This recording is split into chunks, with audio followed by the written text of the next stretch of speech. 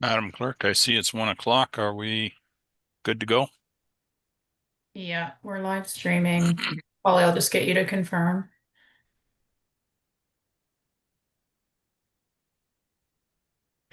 Just loading, so just 1 second, sorry.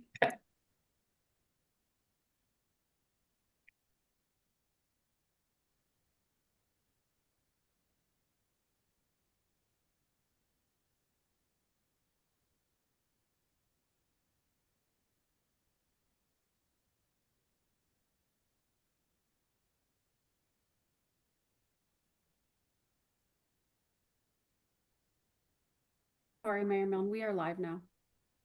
Very good. Well, it is 1 o'clock. We'll call the meeting to order and welcome everyone that is attending on screen today. So we'll begin our meeting with the national anthem.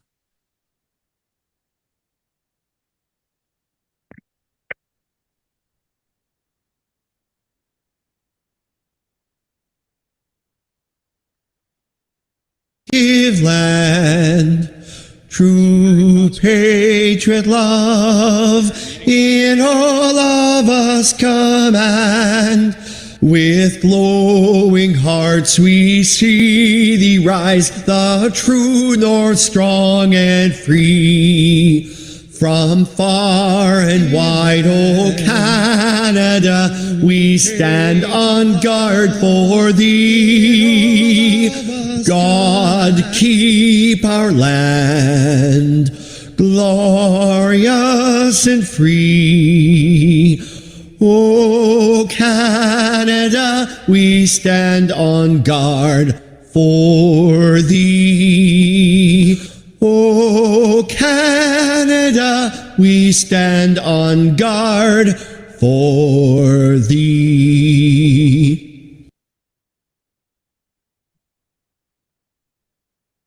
Excellent. Thank you so much. It's always a little awkward doing that online, but however, we got through it. Good job. Martin, you are on for doing the land acknowledgement today, please. Yep, everybody can hear me, hopefully. Yes, sir. Okay, thank you. As we gather, we recognize and acknowledge the traditional keepers of this land with whom we share today. The Township of Southgate is a part of the traditional territories of the Anishinaabe, Six Nations of the Grand River, Saugeen Ojibwe Nation, the Haudenosaunee, and Saugeen Métis. The land that surrounds us is part of who we are, as it reflects our histories, and may we live in peace and friendship with all its diverse peoples. Thank you, Martin. You're welcome. Madam Clerk, is there anyone signed up for open forum this afternoon? None today, Mayor Milne. Very good. Thank you. Confirmation of the agenda as presented. Someone care to move that, please? Martin moves and Jason will second. Thank you. Oh, anyone opposed? That is carried. Declaration of interest. Is there any? Monica. Yes. Thank you, Chair, and good afternoon, everyone. I just want to declare pecuniary interest for, I believe it's item 9.2.2. My computer just went off, but it's for the MOU, I think, for the Chamber of Commerce, as I am a current board member. Okay, thank you. Any others? I will be declaring one related to report PW 2026-11 as a tender was submitted by a family member.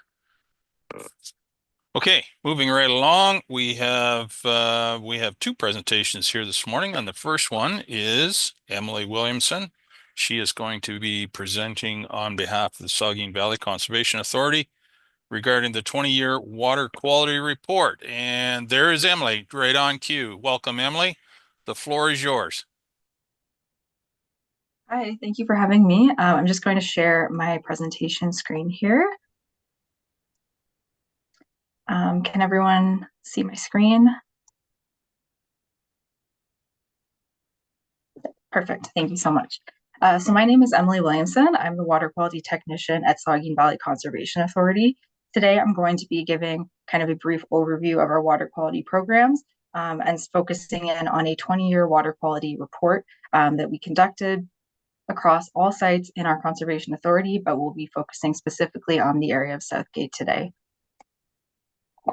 So water quality sampling began in the Saugeen Valley area in the 1960s. but following the Walkerton water event in 2000, the Ministry of the Environment partnered with conservation authorities to pursue more consistent long-term monitoring programs across the province. At Saugeen Conservation, we sample about half of our sites in partnership with the province. We also have a separate internal surface water sampling program under our Category 3 programming. And we also have a benthic sampling program under our Category 3 funding as well. We are responsible for the only E. coli sampling of non-swimmable areas in the Saugeen watershed. Our surface water sampling takes place from April to November monthly. We sample for a wide variety of parameters in this program. However, for the purposes of our report and for this presentation today, we've selected 5 key parameters to focus on for further analysis. These are E. coli, total phosphorus, nitrogen, chloride, and total suspended solids. This map shows all of the water quality sites in the Saugeen watershed. So you can see in total, we have 29 surface water sites, 23 groundwater wells, and 20 benthic biomonitoring sites. The 2 surface water sites in the red circle are our sites located in Southgate. I'm going to give a quick overview of the different parameters that we sample for and what they kind of mean and represent. So phosphorus and nitrogen are essential nutrients for the growth and productivity of aquatic plants and animals. They are both naturally occurring in watercourses. However, they can also be introduced artificially through human activities, including through fertilizer runoff, livestock manure, industrial emissions, and through wastewater discharge. And in high concentrations, it can cause pollution and lead to excess algae and dead zones with low oxygen. So the province and the federal government both outline targets to keep these levels below for the health of aquatic life. So for phosphorus, the provincial limit is 0.03 milligrams per liter. And for nitrogen, the federal limit is 2.93 milligrams per liter. Chloride is another parameter we look at. It can be naturally occurring in watercourses, but typically in very low concentrations. It's commonly introduced artificially through human activities, specifically the application of road salt, as well as industrial pollution. The federal target limit for chloride is 120 milligrams per liter. Total suspended solids is the measure of the number of suspended particles in water. They can occur from a wide variety of sources, both natural and artificial. High flows during storm events can increase the amount of total suspended solids. And it can also be impacted by stormwater runoff, overall development, and agricultural processes. The federal objective for total suspended solids is 30 milligrams per liter. The final parameter is E. coli. E. coli are a group of bacteria that are found in the digestive systems of warm-blooded animals and is commonly used to measure fecal contamination in water. It does not naturally occur in aquatic systems, and the provincial objective is 100 colony-forming units for 100 milliliters. It should also be noted that Saugeen Conservation's E. coli sampling is strictly to assess aquatic environmental health and shouldn't be used as a marker of for human consumption or use. So these graphs show the trends over the past 20 years, specifically at the 2 sites that we have in Southgate. Q10 in green is on the South Saugeen, and S14 in purple is on the Beatty Saugeen. So the blue line shows the watershed average for chloride. So this is the average for the entire Saugeen watershed across all 29 of our sites, and it shows how chloride in Southgate compares to the entire watershed. So as you can see, all results are well below the federal objective as well as the watershed average. We do see a slight trend over time of levels increasing, but still very well below the average and the objective, which is a great sign. Total phosphorus, we can see that both values are increasing slowly over time. We have the red line here showing the provincial limit, which shows that we have had some annual exceedances over the past 5 or so years. It's becoming a little more common than it has been in the past. Nitrogen shows a very similar trend to phosphorus, which is that over the past few years, we can see that it's trending upwards and getting closer to that federal limit. We still haven't seen any annual exceedances of the federal limit, which is a great thing, but the trend is shifting upwards. So that's why it's important to continue monitoring these things. For total suspended solids, the values are typically below the watershed average with, one spike there. The federal limit is 30 milligrams per liter. So it is well below the limit, which is a good sign. Again, a slight upward trend, but nothing too alarming or concerning there. For E. coli, the levels are typically below the watershed average. We've seen some sporadic exceedances here and there, but overall the trend is that more often than not, things are below the average as well as the provincial limit. So an overall summary of the water quality trends in Southgate. Long-term trends in Southgate show that results are more often than not below the federal and provincial guidelines.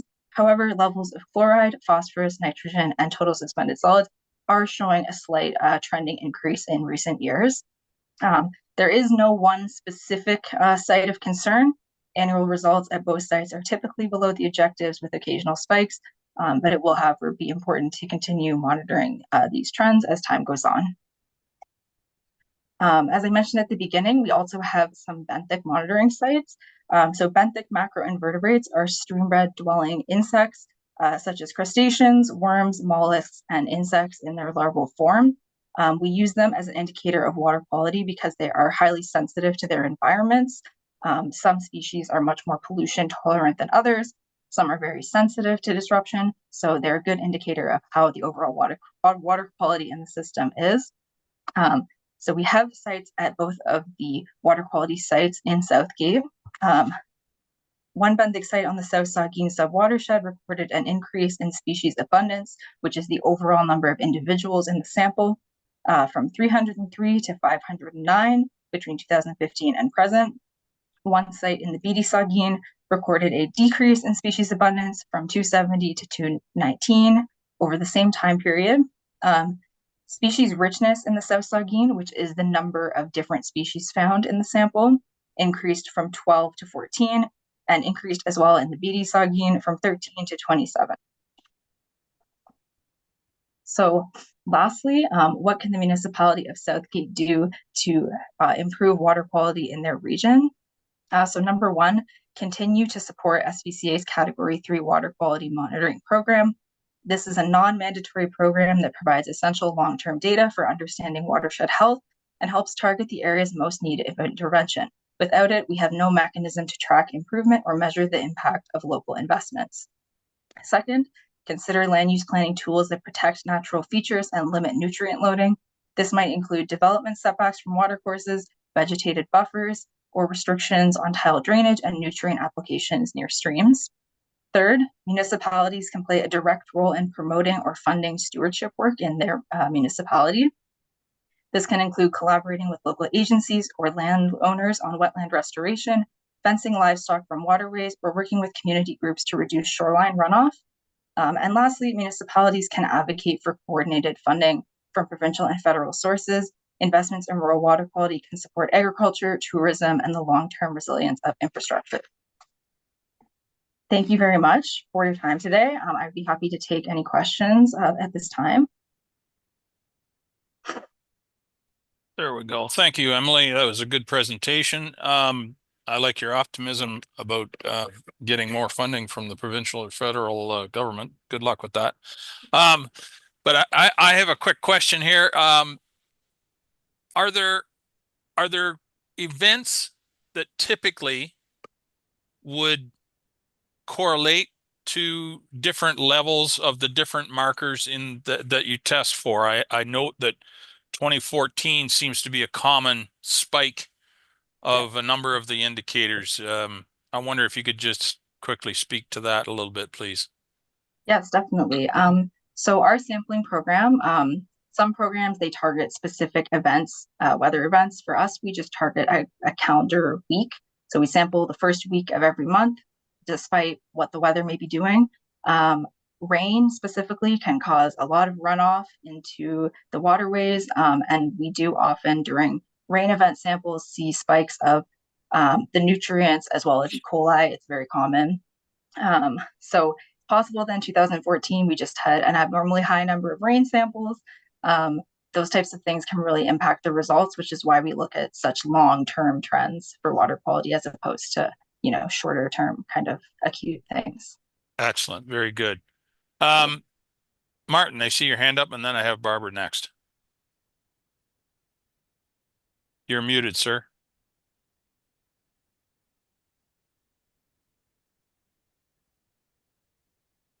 My There you go. apologies. I thought Barb had her hand up before, but so Oh. if you want to go ahead, Barb, you had your little icon. You're okay. Emily, good presentation. I actually read the report too. One thing that kind of struck me funny in the first set of slides was you have federal objectives, then you have provincial ones. Are they the same as regulations? Because quite a while ago, probably 5 or 6 years, the government, wanting to cut red tape, took away some restrictions. And I always was under the impression the Ontario regulations were stricter than the baseline federal ones. Does that affect this, or what are they? What's the difference between objectives and regulations that you have to? That's the first one. So for surface water quality, for the purposes of monitoring the environment, there is no real hard regulations. For drinking water, of course, the situation is very different, but just for monitoring the environment, there isn't.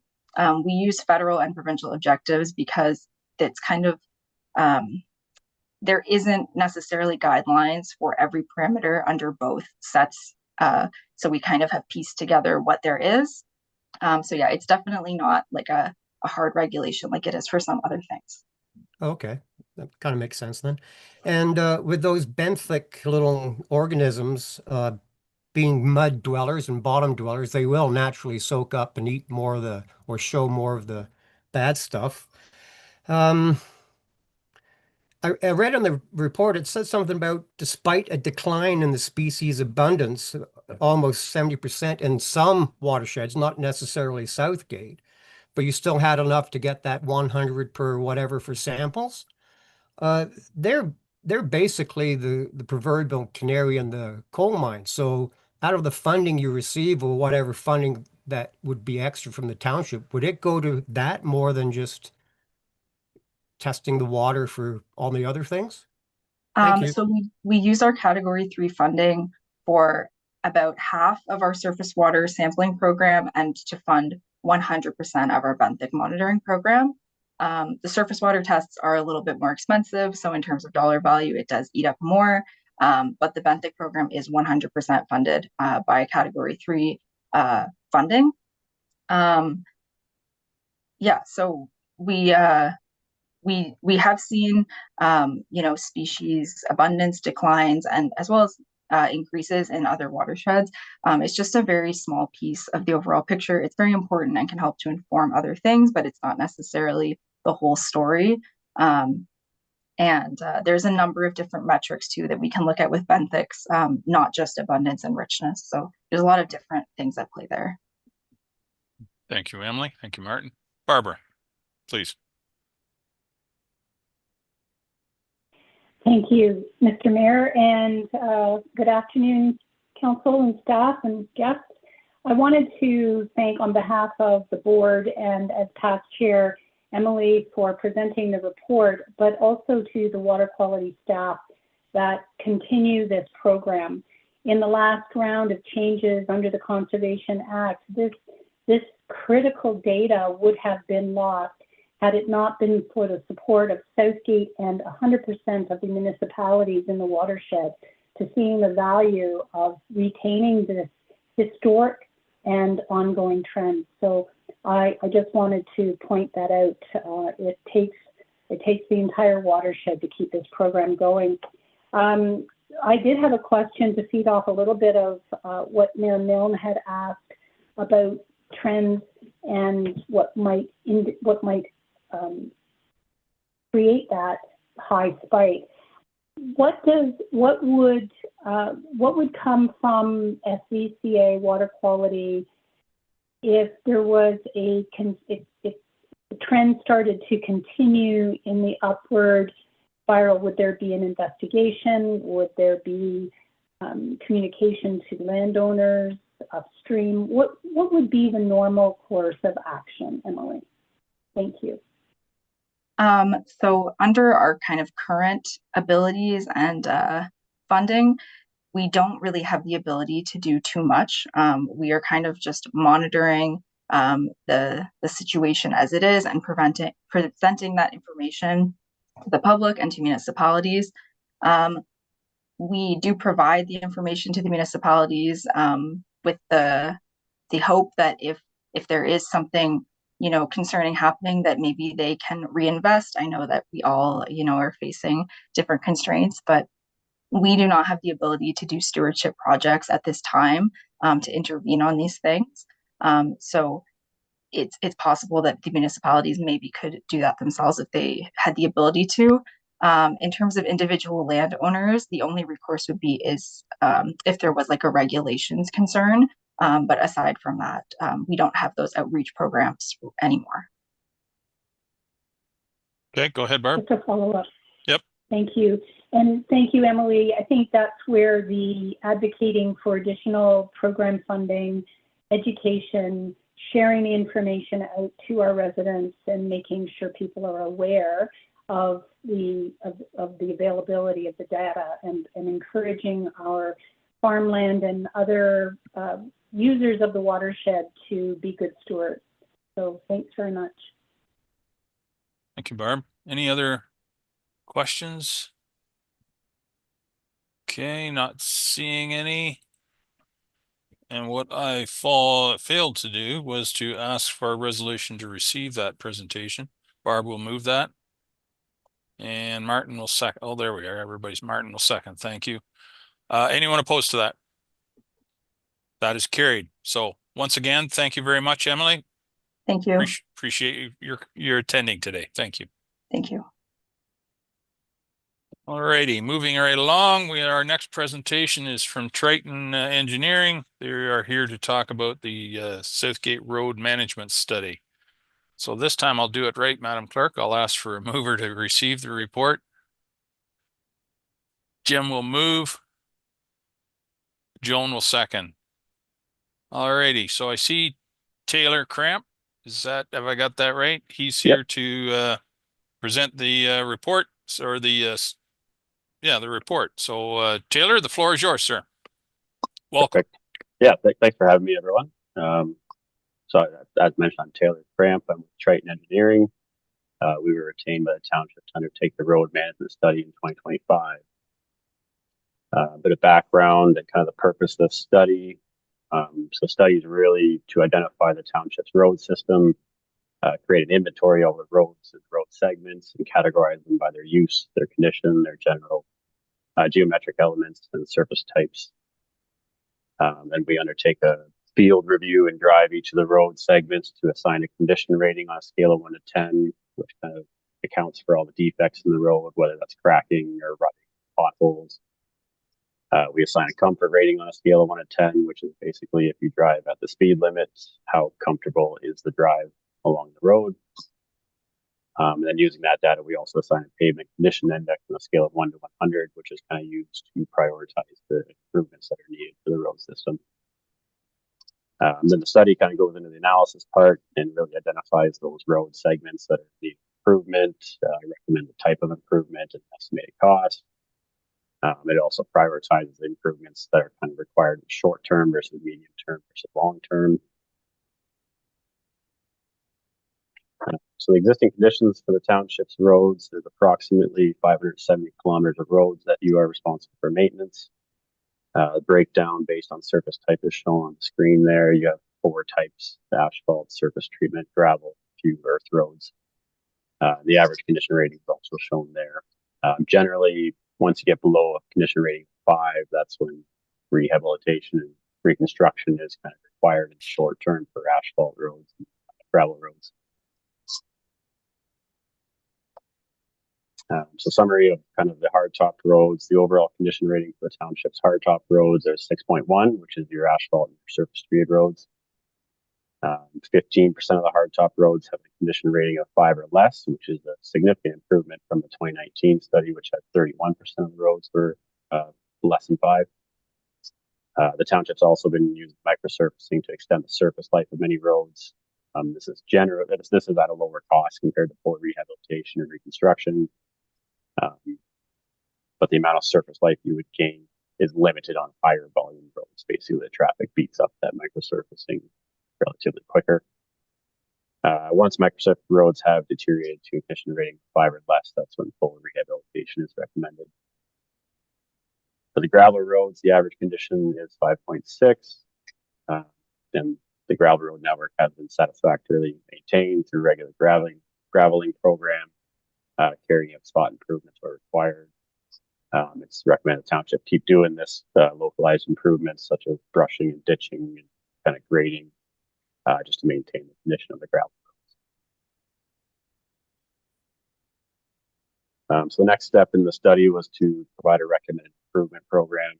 This is where it kind of takes that PCI index applied to each of the segments and prioritizes which roads kind of require capital investment to rehabilitate or reconstruct. This can be in the form of pulverizing, milling and paving, strengthening the road, various options. Gravel roads, we also identified some gravel roads that are candidates for hard surfacing. And using that data, we created a 10-year program, which the broken down costs are shown on the screen there.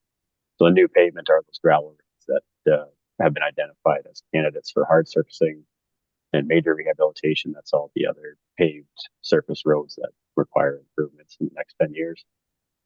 And then budgeting should be provided to undertake these projects over a 10-year period, which would require an annual expenditure of approximately $2.7 million. So we also looked at recommended maintenance program. This is kind of in addition to the capital improvements.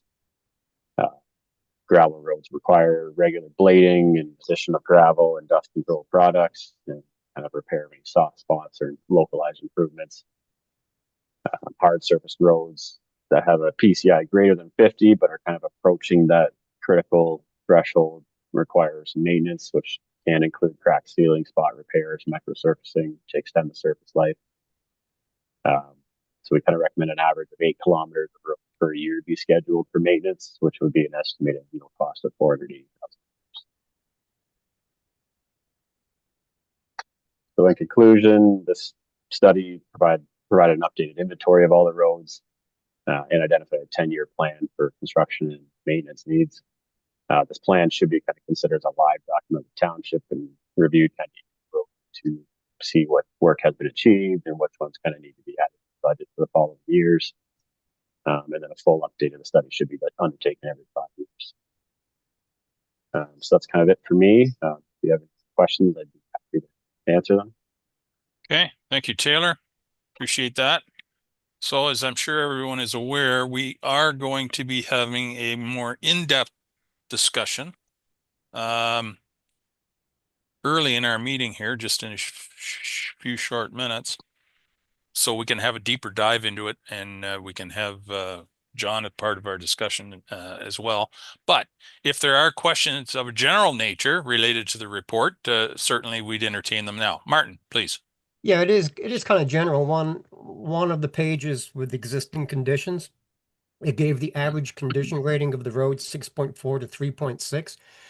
Taylor, good afternoon. Because you do this a lot with different municipalities, we always tend to compare to other, like, how are we doing? We're doing better, but is that on average? Because God knows everybody's in that infrastructure deficit where we have to kind of struggle for money. So are we doing, it said we're doing well, but compared to others, are we doing better or worse?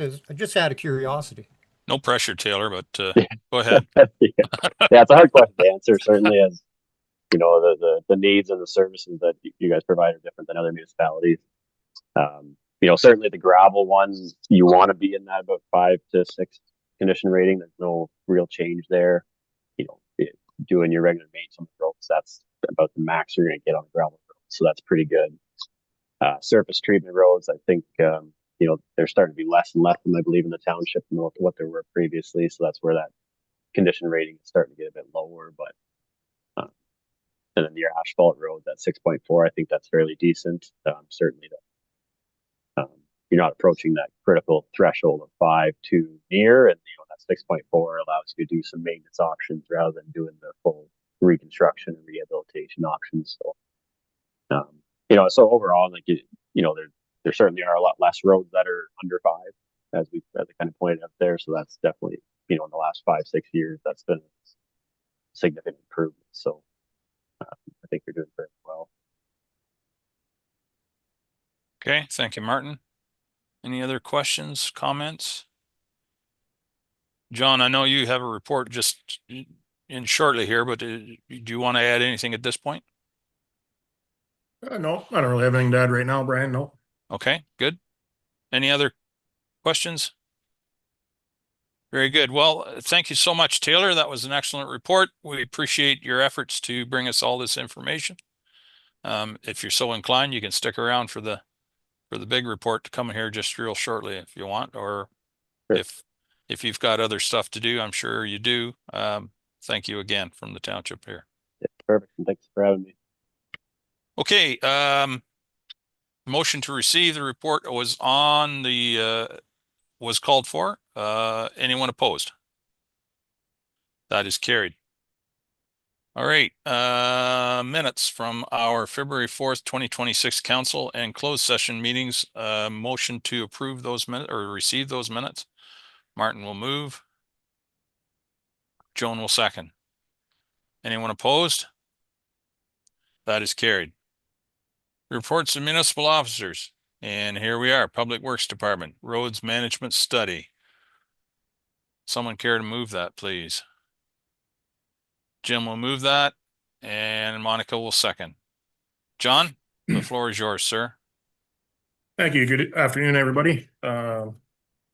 Through the chair, this is just basically a outline of what Taylor found in the roads maintenance study. Just to kind of summarize it, as he had, 15% of our hardtop roads have a road condition rating of 15 or less, and that is down from 31% in 2019, which is a significant improvement, which really shows the support we're getting from council for funding for fixing up these roads. So thank you for that.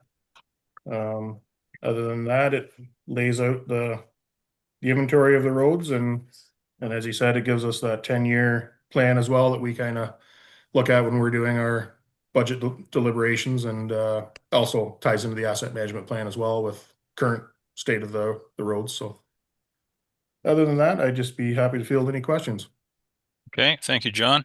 And yeah, I suppose you could give council some credit here, but I'd give a lot more credit to our good staff and the team at the transportation section that manage our roads and do what they can to keep them in good condition. Are there any questions for John? Okay, not seeing any questions. I'll call. Oh, Martin, you have a question? Go ahead. You are muted, sir. I'm going to lose a lot of money in the jar today. Yeah, that's $10 so far, buddy. I know it's $10 so far. No, John, good afternoon, sir. I was looking at the page 2, the analysis. It mentioned, and Taylor mentioned it before, there's different sections of the road for how well it, the car travels, how comfy it is. And in the analysis, it said the township could review the sections of roads with RCI values below 5 and recommend possible posted speed rate reductions if warranted. With the way insurance is and the way people don't mind suing, would it be maybe a good idea to put signs up anyway to mitigate any insurance possibility claims? And it does say as warranted. I just wondered if that's maybe something to look at, or if the roads are that bad. Well, we have done that in the past, where we've just put up the yellow speed limit signs, and they're just a warning, so they don't actually have any real, you're warning people that they should be slowing down, but that doesn't actually change the speed limit. If we wanted to change the speed limit, then we'd have to get into the amending the traffic bylaw and whatnot. So we have utilized that in the past, just as kind of a give a heads up that they're getting rough. So. Okay, thank you, Martin. Thank you, John. Joan, go ahead, please. Thank you. Through you, Mr. Mayor. Good afternoon, everyone. John, just out of curiosity, who does the rating for the roads? Like you have the condition rating. Who does that? So that was Taylor did that when he did the management study. So, I thought there was an organization or the province or somebody that does the ride comfort index and all those. It's done by the engineer? It's done by the engineer, but he's following guidelines set out through the MTO and the methods and inventory manual. Okay, thank you. Okay, thank you. Any other questions? Okay, I'll call the questions. Anyone opposed? That is carried. Thank you, John. Oh, you got a couple more reports here. Or Public Works does at least. We have the Dundalk Drinking Water 2025 annual report. I think, yep, there's Corey. So I'll ask for a mover to receive the report. Barb will receive or move, and Joan will second. So Corey, welcome. The floor is yours, sir. Hello, everyone. Can you hear me? Can so. Thank you. Through you, Mr. Mayor, just want to present the annual water report for 2025. And just some things I kind of highlighted from it that were over 1,600 water connections now in Dundalk. So quite a jump from in the last 10 years. We had 0 unsafe water samples in 2025. And we did increase our flow about 17,000 cubic meters over the year, which is pretty minor. And there wasn't a whole lot of development in the last year. There is a part on there that talks about wastewater flow, but the next report is also wastewater, so I'll save a comment for that. Okay. I'll take any questions. All right. Thank you, Corey. Are there any questions from council? Martin, please. Yeah, thank you. Saved a bit of money that time. Corey, there's so many facts and figures in your reports, and I just commend you. I always mention that when you come to the clinic. I don't know how you do it. Those numbers would boggle me.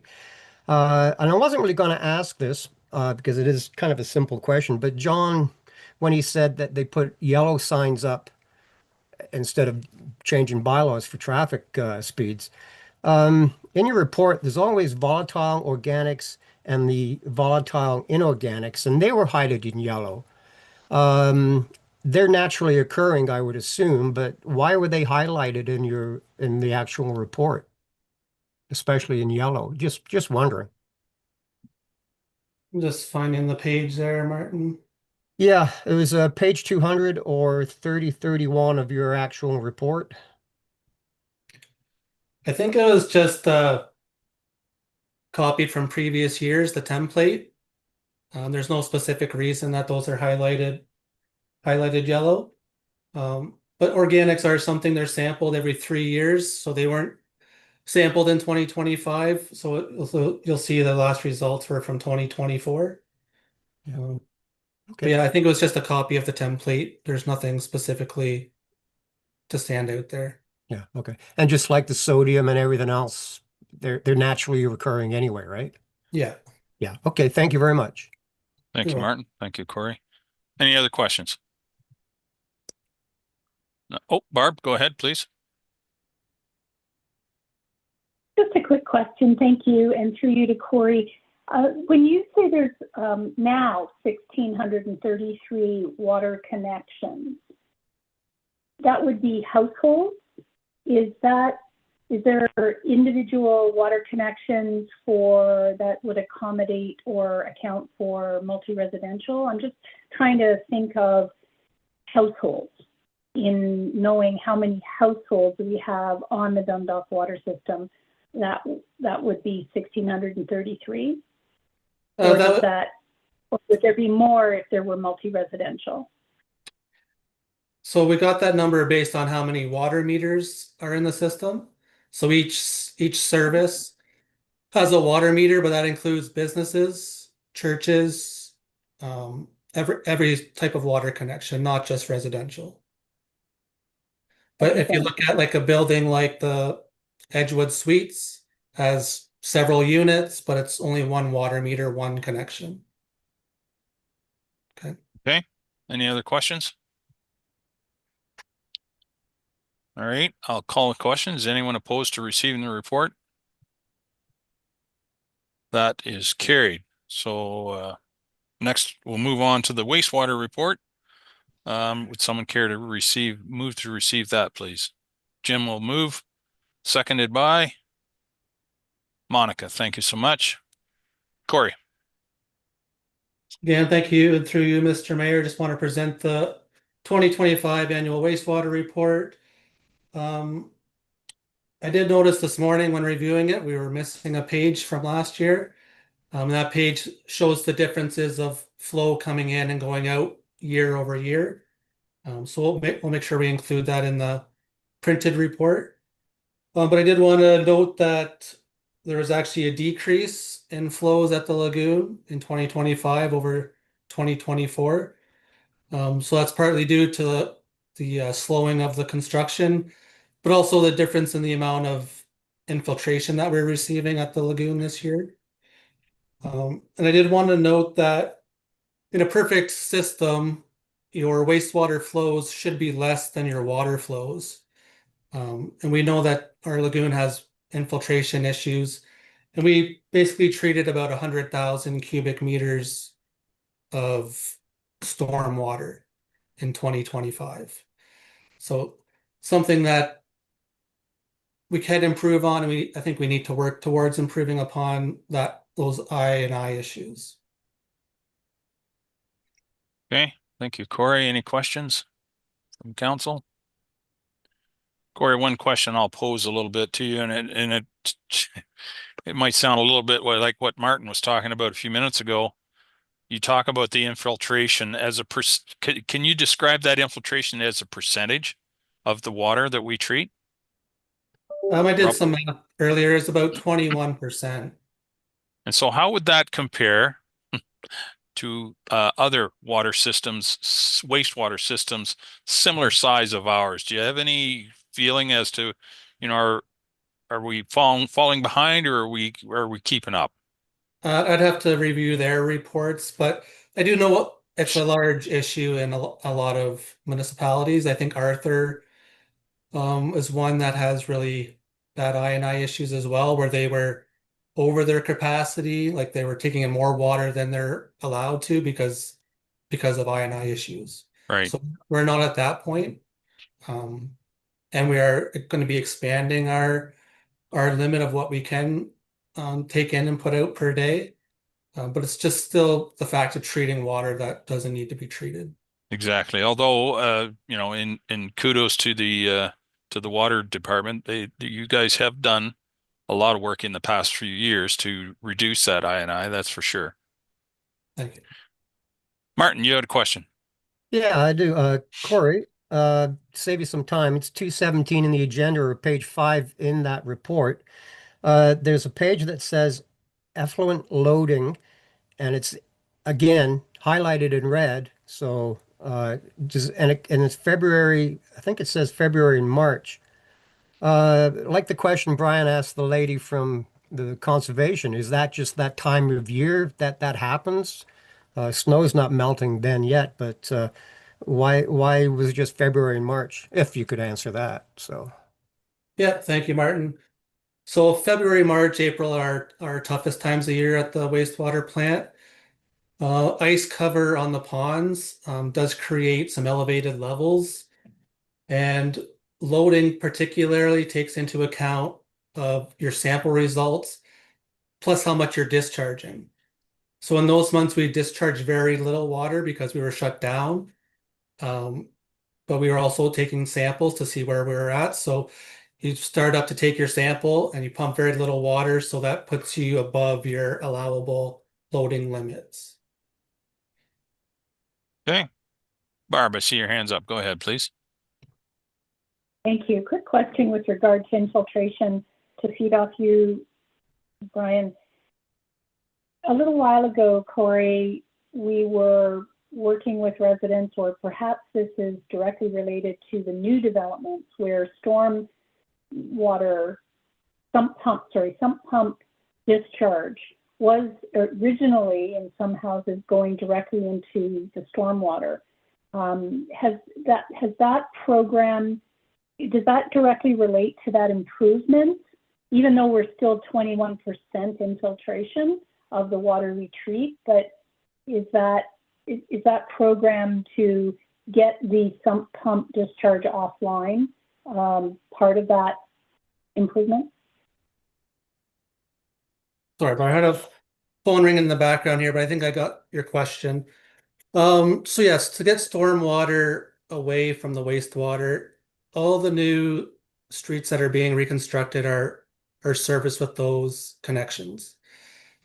And all the new subdivisions have it as well, but they're going to be kind of automatically connected. It's the older part of town where people have the option to connect, and we're seeing very little interest in people connecting to those systems. There would be a cost to the homeowner to run their sump pump to those lines. So in order to almost give an incentive, I think might have to be the procedure to get people to want to connect. Very good. Got it. Thank you. Thank you. Any other questions? Okay, not seeing any questions. I'll call the question. Is anyone opposed? That is carried. Thank you very much, Corey. Good reports. Good work as always. Okay, moving on to the next item, which is PW 26-011. I will be declaring a interest in that matter. So I will hand the chair to Deputy Mayor DeBreen. Barbara? Thank you, Mayor Milne. And we are now on 9.1.4, PW 2026-011, quotes and tender award recommendations. It is to receive for information and approve the recommendations to award the 2026 equipment rental quotes and as received, and that council approve the recommendations to award the 2026 road maintenance tenders as received from, and there's a long list of tenders. So I'm going to get a mover and seconder to put it on the floor. Jim and Martin. And I will turn it over to John. Or perhaps Lindsay. Yeah, John's internet has frozen. So I will maybe get Taylor or Holly or Jim to jump in. They were there for that tender opening. But these are our regular tenders that we release. And they had the opening, and these are the recommendations. I see Taylor's come on there. Hi, Taylor. Hi. Yeah, I'm just getting it open. 1 second. Hopefully John's back on shortly here. So for Holland Transport for 35% liquid dust suppressant at $510 per flake ton. And then the 20% liquid dust suppressant at $490 per flake ton. So they were the lowest bidder. H-Buy for the sand supply, haul, and blend at $159,544.70 plus HST. And then the crushed load, apply, and stockpile was Walker Aggregates for $448,425 plus HST. I know in total this did come under budget. I don't know if that is in his report exactly, but amongst those three categories that did fall under budget, so that's great. And then the properties, there were 3 farm properties and all went to the same individual, which is Desperation Acres, or $276 per acre. Thank you, Taylor. I see John's back. Did you want to add anything, John? No, just that I didn't have how much under budget, but the gravel between the calcium and the crushing was about 145,000 under budget. So we have quite a bit of padding there. So as well as the winter sand came in under budget, but we still have to buy salt and whatnot with that. So there's one other thing I wanted to mention for the equipment rentals. For the bucket truck rental, I'm sure you'll notice that we didn't go with our recommended Foster's Tree Care is not the lowest price per hour, but they have a chipper available where the other one doesn't, as well as the other company, they want to work more evenings and weekends, whereas we don't want contractors working when we don't have staff on. So that's why we went with that company instead of the lowest bid. Okay, thank you. And I'll note that the other clause in the resolution that we moved and seconded is to consider approval of the bylaws when they come up. I saw Martin's hand go up and then Jim Ferguson. Martin? Yeah, thank you, Barb. John, I think we had a discussion about this quite a while ago. I was asked by somebody with the roadside cutting in the rural part of the township. They were asking me, when's it going to get done? And I asked you. I said, it's already been done, hasn't it, John? So you said yes. I was just wondering, there's a lot of kilometers, as we found out this morning in the road study, how much the guy has to look after it. Is that one cut or two? That's one cut. That's one cut, with the possibility that would be extra with a second cut if warranted, because of the yeah, but that would then the second cut would come at an hourly rate, not the rate per kilometer. Okay. So if we had to do that, we would be very frugal as where we pick and choose. Yeah, okay. And the other one, it was in their actual report, page 4, where it says excavator, can't say that, excavator rentals. Between Reeves and Escalade, the rate per hour was higher at Escalade, but the float per hour is higher for Reeves. So that all kinds of balances out. The equipment is more suited to what you need, a little bit more equipment that could, because I wouldn't know the difference between a Cat 311 and a Cat 31507. So, you know, the prices work themselves even, I guess. So what is the Cat 31? Is that the one that holds the busher or whatever it is they call it? No, so that's just referring to the size of it. So the Cat 311, it would be an 11-ton machine, and the 315 would be a 15-ton machine. Oh, so okay. They're very similar in sizes, but yeah, we look at past experiences with contractors and their experience, and we've had very good luck with who we picked there. So in the past. Okay, very good then. Thank you very much.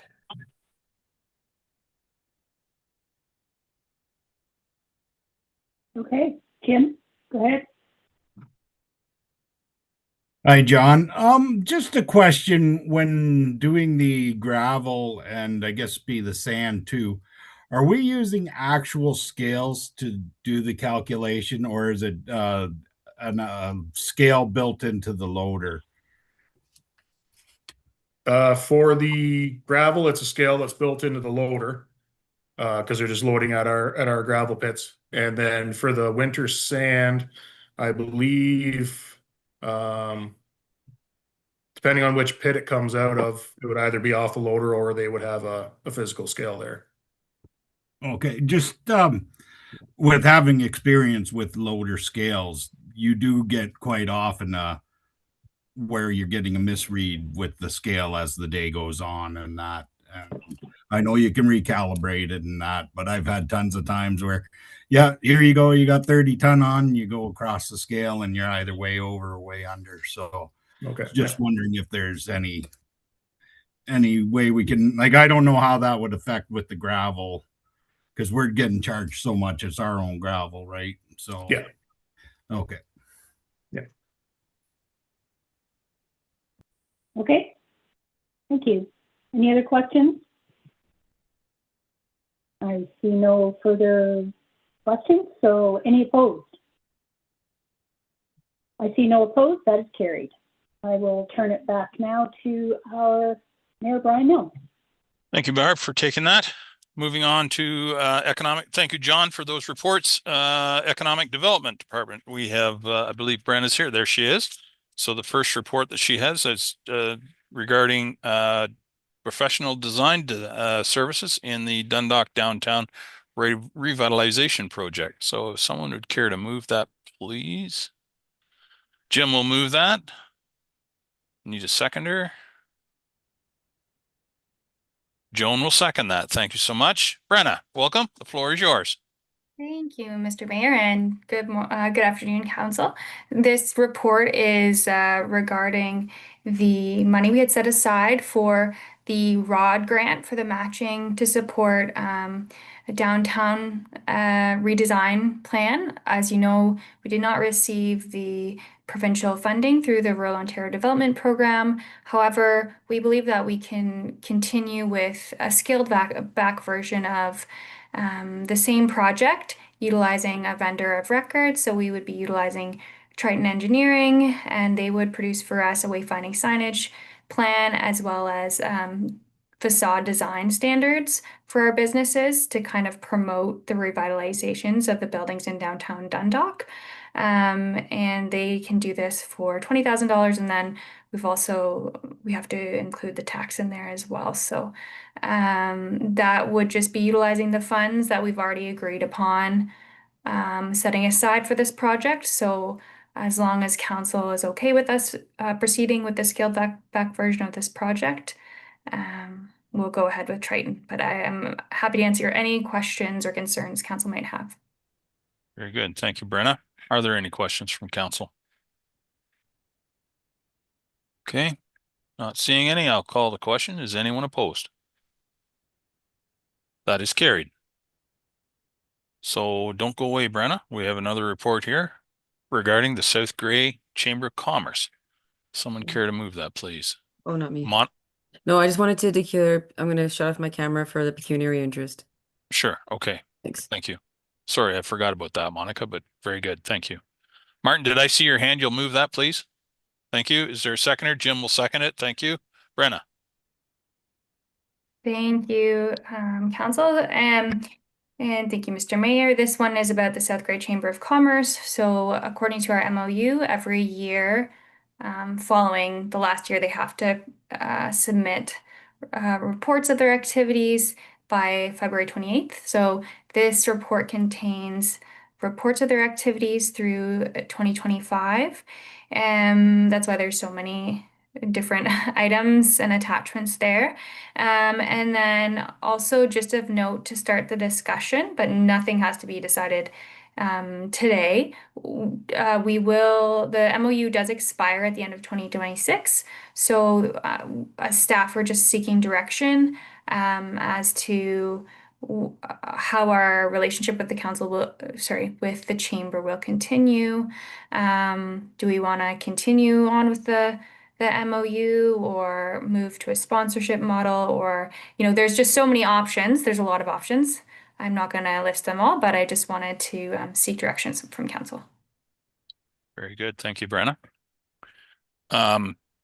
So it would be correct to point out that we need to make a decision before the end of September of this year regarding whether we're going forward into 2027 beyond. So I would think maybe my suggestion would be maybe we would seek a report from you in either late August or early September, outlining how the year's gone and what our options, as you just outlined there, might be going forward. Just my thoughts. Any other questions? Martin. Yeah, thank you, Brian. Brenna, your report's always interesting to read, and keep up the good work. In the analysis of the report, I think it's the 5th paragraph, you mentioned how it's good to, like Brian said, we need a report to see how well it's actually done for Southgate. Good value if not. But you said one line here, one potential could focus efforts from the chamber on support for the downtown and funding being provided like other community groups. Are you saying instead of the 10,000 in an MOU, we'll just give them 5 and then they apply to the KIP or the CAP? Is that what you meant by that? It's on page 2 of your report, 5th paragraph down. I think 1, 2, 3. Yeah, 5th.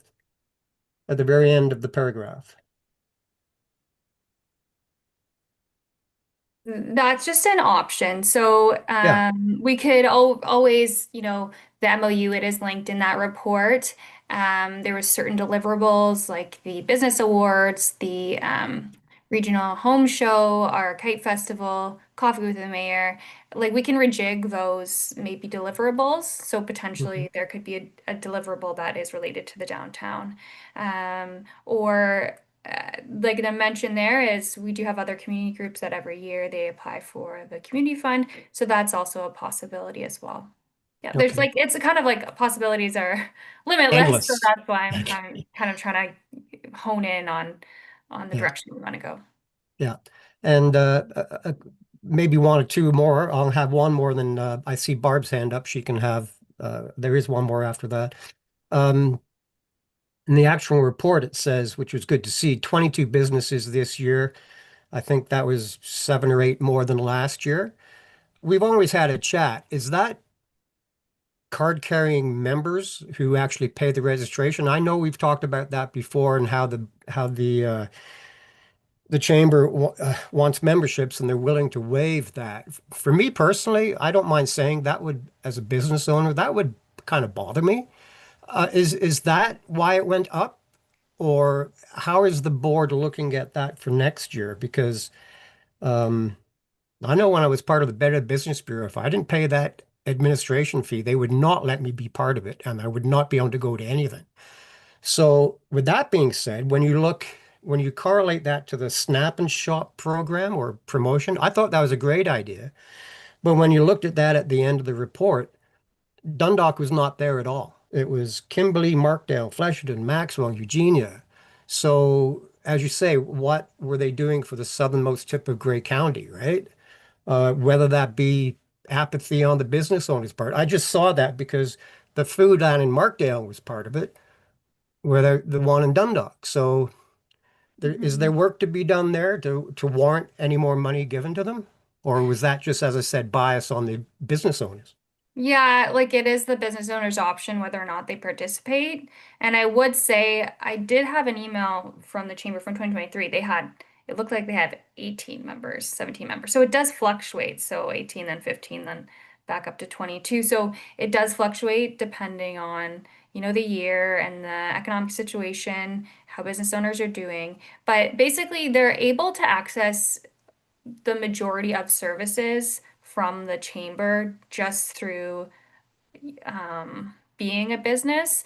The membership, that list is for people who are actually paying I believe it's about $130, $150 a year. And then they get a lot of discounts with, bulk suppliers, and then they have insurance. So it's kind of more those services that those members are paying for. So it just does depend on what they see value in, but technically you don't have to be a member of the chamber to participate in the events. Thank you, Martin. Thank you, Brenna. Barb, you have a question. Go ahead, please. Thank you. And through you to Brenna. Thanks, Brenna. A couple of questions have been asked. I'm going to send the majority of my questions, maybe I agree with the mayor that maybe a report later on in the season to determine whether or not, because it's only fair to give them notice if we're thinking of a different direction, and that may give you time to also consult with the other municipalities and see where they're sitting. I guess one of my questions was, of the 22 members, would it be possible to survey them directly? They may not want to provide their feedback publicly, but to reach out to them directly and find out, are they seeing value for their membership? Have they participated in the various options that the chamber, provides? And similarly, the 2 businesses that participated were from the same location of the Snap and Shop, but perhaps reach out to those members to find out, why didn't you participate? Was there a barrier to participating? You had to donate the prize, obviously. So I think we can glean a little bit more information from the actual members that are participating. And I wanted to, I guess the one thing that I wanted to highlight more is the matrix and the revenue generation from the Kite Festival they clearly say in the report that the numbers are inflated because it's a calculation based on the number of people that would attend. I can speak from experience, having spoken to many of the people who, being on the parking lot, carrying picnic baskets and coolers. Did the vendors that actually participated in the Kite Festival find benefit? And I'm certain that the people who were coming in were not shopping in Southgate unless they got diverted to Flesherton to get fuel or something. So those are kind of where I'm going. I certainly will share my thoughts with you in an email, more so because they're little bits about what we provide. And you already touched on the coffee with the mayor and the business awards, the Home and Garden Show. I thought originally it was going to rotate through the 4 municipalities, but I see that that's not in the MOU anymore. Is it because Flesherton, Grey Highlands can provide a certain level of service that we can't? I think those are things that we can investigate before we decide on what services we want to get out of this relationship. So thank you. Those are my thoughts, and I'll pass on the torch here. Thank you, Barb. And we can definitely, probably go back to the businesses, get more information specifically about those deliverables in our MOU, like the Kite Festival, the business awards, etc., and what value they see in it. Joan, I see your hands up. Go ahead, please.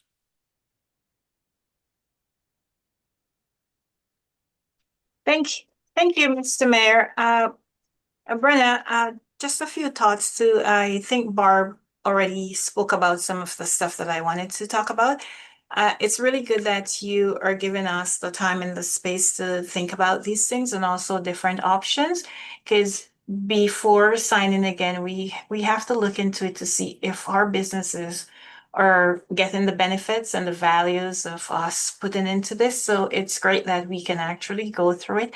And as Mr. Mayor said, come back with a report, and then we can make choices from there. And you will be giving us choices as if we want to do this or do that, or commit for the entire year and make a choice from there. Because if we're not getting the value that everybody else is getting, then it's not worth the while. But if there are values that we can pick from one and choose from the other, then that would be great. So thank you very much.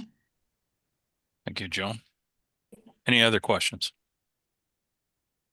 So I'm wondering, Brenna, the suggestion, I'm kind of hearing a consensus that council would like a report later on in the year to suss out some of these things that we've been talking about. Is that clear enough direction, or do we need an amendment in the motion to do that?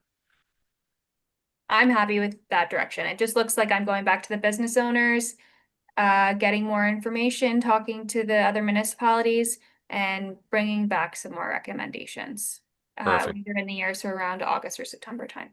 Very good. Madam Clerk, you're okay with that? Yeah, I'm good with that. Excellent. All right, then. Any other final questions? I'll call the question. Is anyone opposed? That is carried. Thank you, Brenna. Okay. We have one report in the planning department, and then we'll have a quick break. How's that sound? Everybody's all right with that? All right. So we'll move on to the planning department. We have a zoning bylaw amendment proposal there from Cleon and Martha Martin. Someone care to move that, please? Jason will move that. Jim will second. There she is, Victoria. Welcome, Victoria. The floor is yours. Thank you very much. Good afternoon, everybody. Hope everybody's safe at home. Okay, so applicant is proposing to rezone 491227. It's on Southgate Side Road 49. They'd like to permit repurposing of a 172 square meter, approximately single detached dwelling on site. They'd like to reuse it for a dry goods store.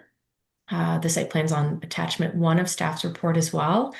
The house is on about 0.148 hectares with about 30 meters frontage on Side Road 49, and is surrounded by a 53.3 hectare farm as well. So they're looking to rezone to allow an on-farm diversified use. and then to later merge the two lots to comply with the provincial and official plan policies for OFDUs. So if the house is not suited for renovation, staff have also included in the proposed bylaw that the maximum floor area of the OFDU would be 172 square meters. The OFDU zoned area will cover about 940 square meters of the lot. Also to permit the dry goods store with about 11 meters front along Southgate Side Road 49. There's also a minimum lot requirement for OFDUs, which will be 200 meters, while the minimum lot area would be about 53 to ensure the 0.14 hectare lot is merged with the 53 hectare lot as well. And then this can create a standard OFDU situation with the zoned area, which would be accessory to the principal agricultural use. Just to give some context of the site, the dry goods OFDU has about 30 meters frontage on Side Road 49. Again, it's on a would be on a 0.14 hectare lot before merged. The home is about 172 square meters, and the large farm parcel has about 300 meters along Side Road 40 or Southgate Road 4, and over 1,200 meters depth along Side Road 49. Again, over 53 hectares in lot, contains a farm cluster, some accessory agricultural structures, and which support the existing agricultural use. They have some rolling topography, some mature trees along the front lot line, 2 existing driveways into the 0.14 hectare parcel, and then the 53 hectare parcel, mainly agricultural lands, and similarly sized smaller lots to the south that front along Southgate Road 4, and then larger 40 hectare parcels in all directions as well, which some also contain OFDUs. And then there's a tributary to the Maitland River, which abuts the larger farm parcel to the north and winds west through Mount Forest toward Hairston. Comments also received are on page 4 of staff's report. Enbridge Gas, Historic Saugeen Métis, and Saugeen Valley Conservation Authority had no concerns. Township Public Works stated that safe access can be provided and a commercial entrance is required, which is typical for these OFDUs. And Grey County planning staff recommended that some measures such as a holding provision is implemented to ensure that the proposed OFDU cannot be used until the 2 lots have merged, and also suggest that provided D6 guidelines can be addressed, and Grey County staff would have no concerns, and no public comments were received for this file. So just to summarize, the proposed 940 square meter rezoned area for the OFDU does comply with the township and county official plan. Once merged with the larger lot, it would allow up to 2% of the lot size once the subject lands have merged with the abutting parcel. The 172 square meter gross floor area of the proposed OFDU is also within the 750 square meter limit in the township official plan. So with the merged lots, the OFDU would remain secondary to the primary agricultural use, which is supported by provincial policy and the guidelines for use of prime agricultural lands as well. A minimum lot frontage of 1,200 meters along Southgate Side Road 49, and then the minimum lot area of 53 hectares will ensure that the 2 lots are merged before a site plan agreement is signed and a building permit is issued by the township CBO for the proposed dry goods and sewing. And the dry goods store should have minimal impact on nearby residences as well. The applicant may also consider a sewing shop or similar use supporting the local agricultural community. The viability of converting the existing dwelling to commercial use is also being assessed. Was assessed. The zoning bylaw amendment will allow the OFDU in the existing dwelling or within a newly constructed floor space within the new zoned area as well on site. Happy to take any questions at this time. Very good. Thank you, Victoria. Are there any questions? Martin, go ahead, please. Yeah, Victoria, good to see you. Good afternoon. You might not be able to answer this. It could be more Phil's. I was just curious. I'm not opposed to this. I think it's great. In fact, in the planning meeting, I did ask about parking, and I think there was an aerial shot of it being superimposed with parking spots. So they've certainly gone through the process. But I was quite curious when on page 2 of the report in the proposal, it says and you just mentioned the chief building official encouraged the applicant to assess the viability of renovating the existing home to the commercial using standards in the building code. If that's too expensive, can they still open the shop, Phil? Or if it doesn't work out, do they need another zoning amendment to go back to being a house? I'm just thinking of the applicant here being, usually we get on firm that are being built new. This is a conversion. So I was just wondering, is there leeway in the act that they have to pay again in 3 years' time? If it doesn't work out, they go back to a house. And Through if the yes. renovations would hinder that. Yeah, through you, I've spoken to the applicant about this specifically. They feel that they're far enough along in the planning process that they would like to proceed with it. Had already spoken with an architect and an engineering consultant, and there's possibility to renovate it. So they wanted to get the zoning in place before they kind of jumpstart any of that or put any more cost into it further. But in terms of reverting back from an OFDU, I guess that's something if they would like to do in the future, they can reapply. But at this point, they have a really strong position where they would like to proceed with the dry goods store and kind of get things moving.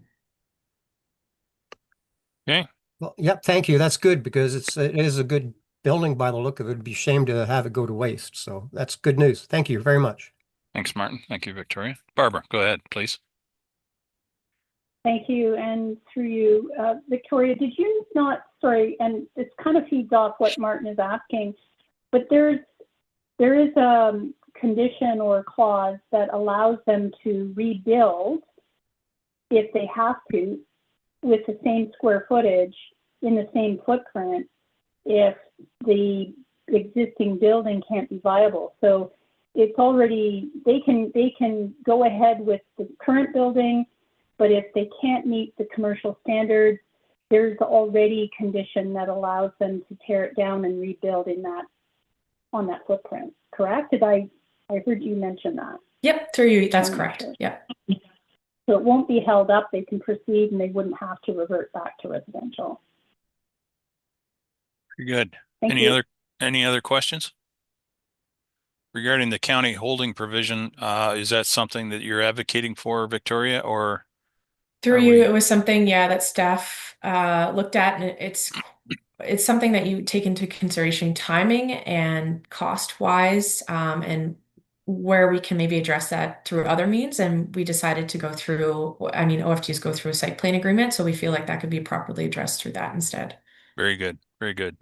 And would it be considered, I'll ask the clerk, would it be considered an interest in this matter if my my bride is giving me pressure to have a new sewing shop in the township? Is that a problem? It's up to the individual member to determine whether they have a conflict or not. Spoken like a Is true my answer bureaucrat. to that. Very good. Very good answer. All right. I'll leave it at that then. Any other questions? Barb. Actually, Mr. Mayor, I think we'd all have a conflict in the prospect of there being a bakery in town too. So. Fair enough. Fair enough. All right. Not seeing any other questions. I'll call the question. All those in favor? Or sorry, my apologies. We're online. Is anyone opposed? There we go. All right. That is carried. Thank you so much. Thank you, Victoria. Thank you.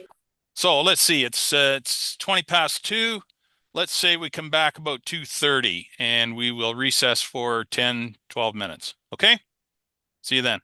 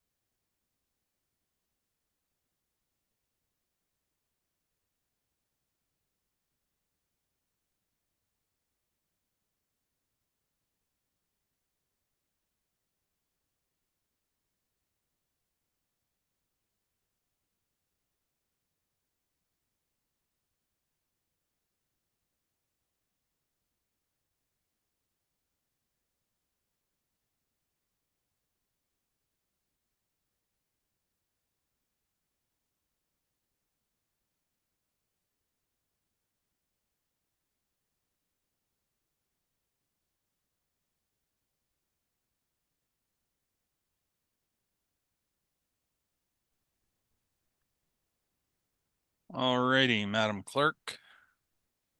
Holly, are we good to go?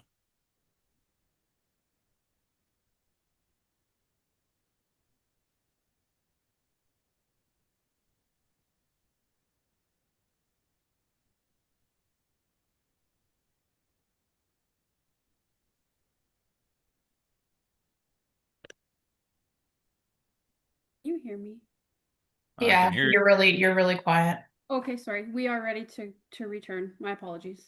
Excellent. Good. Thank you. Alrighty then. All right. Well, had a snack, put another block on the fire.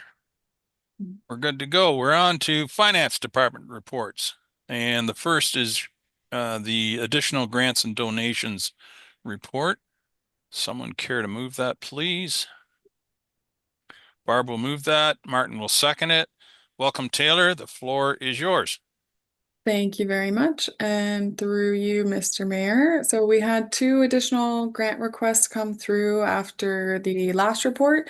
The first one was a $500 request from the Hanley Institute. They received this in 2025 as well, the same amount. And then the Durham Hospital requested $10,000 towards their modernization of the X-ray suite at the Durham Hospital. So I suggested and recommended a $5,000 approval for that. And if anybody has any questions. Okay, thank you, Taylor. Are there any questions from council? Joan, I see your hand. Go ahead, please. Thank you, Mr. Mayor. Good afternoon, Taylor. Do we have a lot of people, do you know exactly how much people we have from Southgate that uses Durham Hospital? That I don't know. I don't know if Lindsay has a contact that would have that information or. I believe they've maybe sent it before, but I do have a contact, so I can reach out and see if that is something they can provide. I honestly don't know if they could, but I would suggest it's not an insignificant number of no, folks. I I would wouldn't say think. the northwest quadrant of the township of Egremont would tend to go towards Durham, and I do know from anecdotal information that there are people from the east side of the township that actually go to the Durham Hospital as well. That's where their doctor is and so on. So Okay, thank you. it has been a big part of our healthcare system here in Southgate. Yep. Yeah, thank you. Just checking. Yep. Thanks. No, good question. Barb, go ahead, please. Thank you, and through you. Thanks, Taylor. The Hanley Institute, the Walk, Bike, Drive, Safe program, that's the armbands that we've been participating in for the last couple of years. I think Ron Barnett presented last year, but because of the need for a registered charity or something to spearhead it, it goes through the Hanley Institute. It's the same program, right? Yes, yeah, the armbands. Thank you. Any other questions? Okay. Not seeing any questions. I'll call the question. Is anyone opposed? That is carried. Moving on to the next report, which is regarding the fees and charges bylaw amendments, Schedule M. Someone care to move that, please? Joan will move that and Jim will second. Thank you so much. Taylor. Or Ken, are you taking that one? I'm going to be taking this one. Thank you, Your Worship. Good afternoon, Council. The item before you is an amendment to the fees and charges bylaw just to correct some inadvertent errors that were undone after Council gave some direction in 2024. And this is to restore some of those changes. If Council will recall, we brought an item to you in 2024 to increase some of the contingency fees for applications because we were seeing increased activity from the Land Registry Office. So we were incurring additional charges for legal reviews and some of our engineering reviews. And so we didn't have enough money through these contingency deposits, and we were having some billing issues. We've worked very hard to deal with that. So that's now been resolved, but we wanted to just restore those. So include in the report on pages 1 and 2 is a chart basically outlining what had been what council had approved. I will note in the chart at the very bottom, there is one contingency fee that we missed in 2024 that we're recommending to be added. And there is one contingency fee we're actually not recommending to be added, which is the pre-consultation item. And that's based on our review of fees that are charged by municipalities throughout the county. And basically, we will have an internal process that will deal with that instead.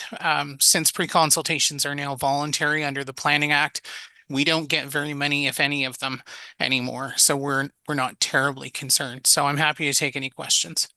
Okay, thank you, Ken. Are there any questions from council?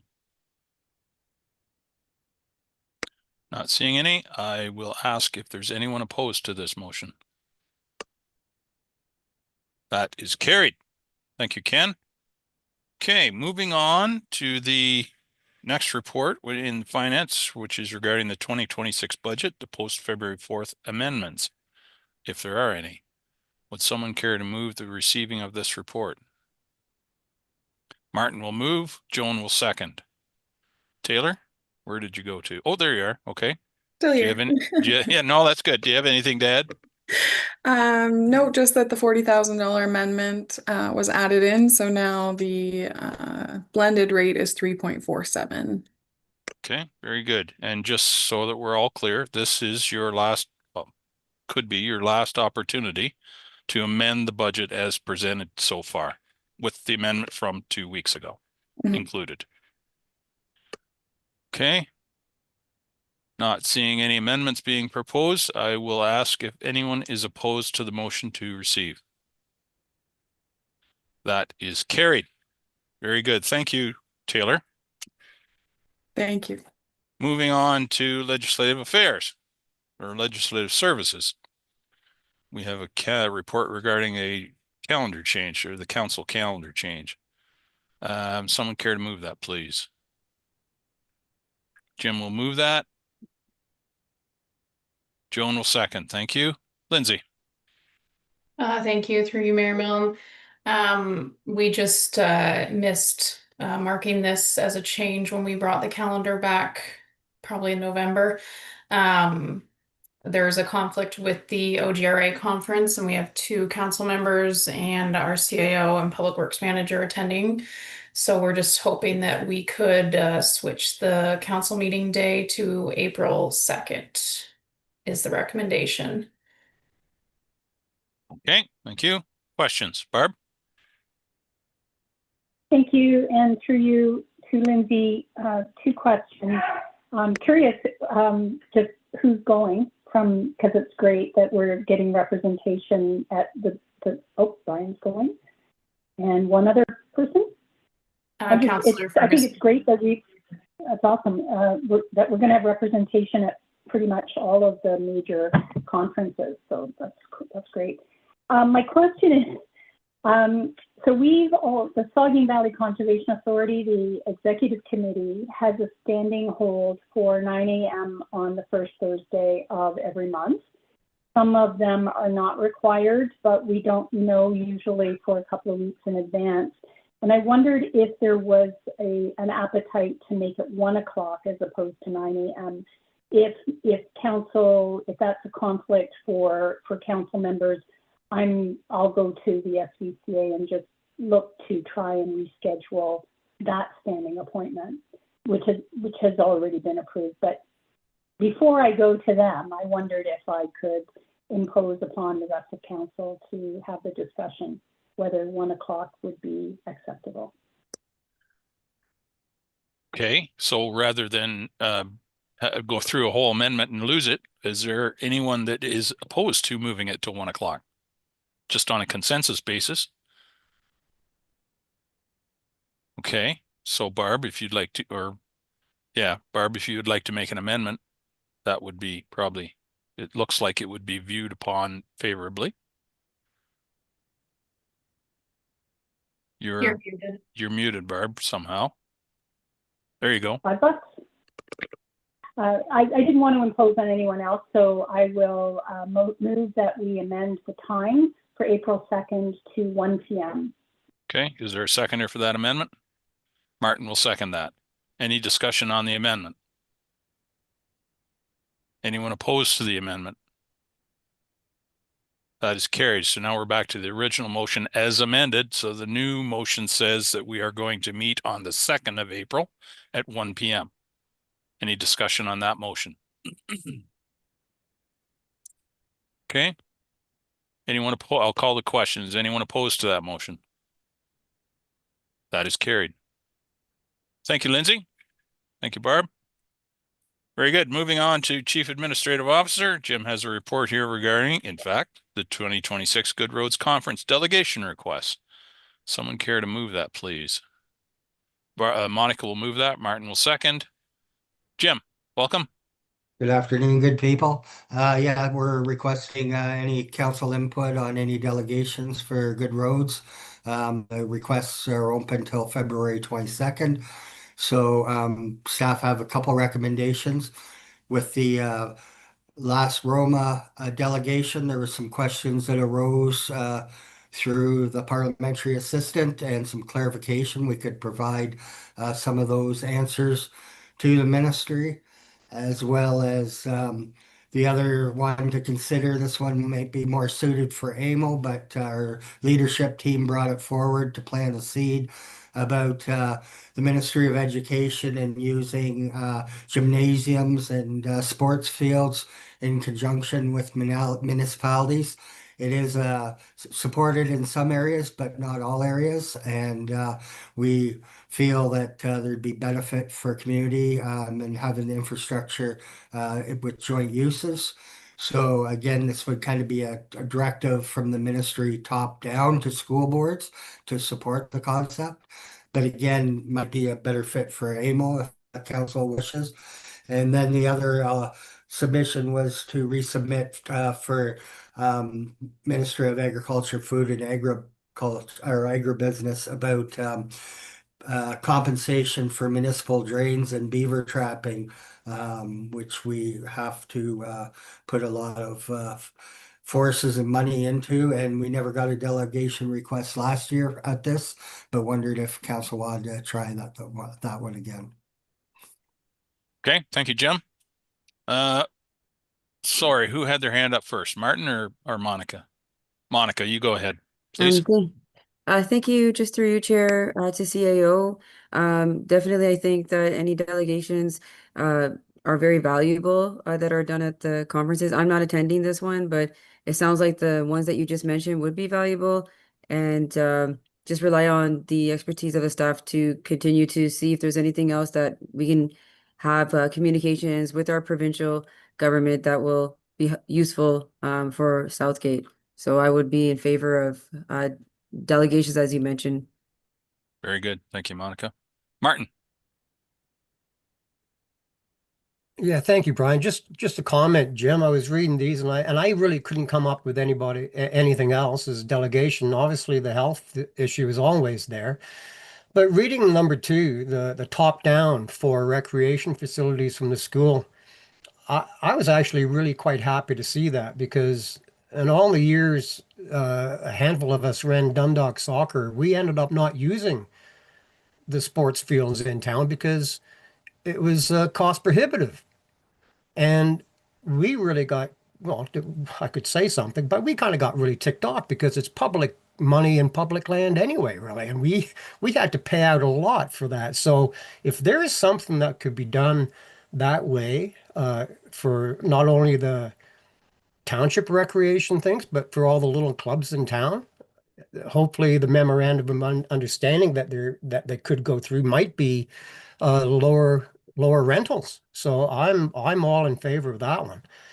And the number 3, we've had this issue before, as stated, with the beavers, and it has to be said, this is only for municipal drains, but all the things you've mentioned, if we do get a delegation on that, it should be mentioned about the damage to the roads. We were talking about roads this morning. I worked up north and we had to do a 700-kilometer detour because a beaver dam washed out part of Highway 11. Now, that wasn't a municipal drain, but they do a lot of damage. So that's maybe another factor, whomever delegates that hopefully we would. That would be good. And I guess a question out of that, what kind of, how does it work with beaver dams on private, Jim or John? Well, currently, if it's on private lands and it's not part of a municipal drain, We don't. it is impacting roads, then we will take an initiative to deal with it. But if it's just dealing with private property and flooding issues that way, we can refer them to different trapper contacts that we have, but we do not get involved. We do not pay for that. Yep. We just pass along information. Well, either way, it's looking after an asset no matter what. So that number 3 is a good one to certainly do. Hopefully Yep. it comes up. Thank you. Very good. Thank you, Martin. Barbara. Thank you, and through you.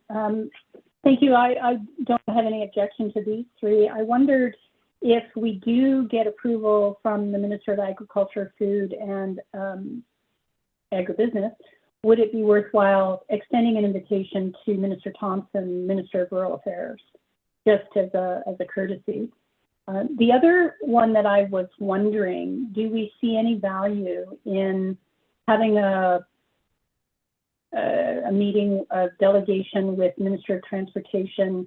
Are we foreseeing any holdups with the Eco Park bypass road? And would a face-to-face help in that regard, if you are anticipating anything? And that's my question. Thank you. Good question. Jim? Yeah, so we seem to be making some progress with MTO as far as Eco Parkway. So I don't believe a delegation would benefit us in this regard at this point in time. We've made traction in areas, and they've committed to some adjustments with the traffic impact study and gross foot lot coverage. So I don't think that's a benefit. I know Chatsworth is putting one in and is looking for joint partners as well. We could join, just talking in timelines with MTO responses in general. But as far as specific for Eco Parkway at this time, I think we're finally breaking the way through. Very good. That'll be nice. Any further questions or suggestions? No? All right, I'll call the question. Is anyone opposed? That is carried. Thank you, Jim. Thank you. Okay, moving the page over. Is there any notice of motion? Not seeing any. Consent agenda there. Be it resolved, the council received the consent agenda dated February 18th. Save and accept items. Does anyone wish? Martin?